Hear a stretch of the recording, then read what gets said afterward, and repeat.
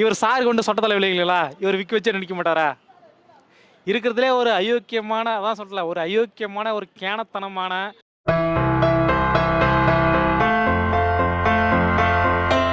SIC நல்லா மதிச்சிருக்காரு. அவங்க sofa அவங்களோட அம்மாவை நல்லா மதிச்சிருக்காரு. மதிச்சு பாண்டி பஜார் பஸ் ஸ்டாண்டில் போயிட்டு அவங்க அப்பாவை இருக்கார்ல அவரை படுக்க விட்டுருக்காரு.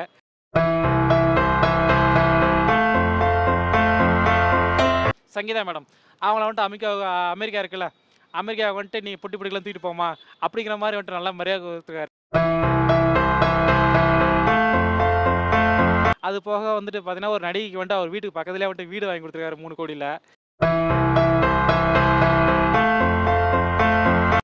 அது சக்ஸஸ் ஆனதுக்கப்புறம் வைக்கணும்.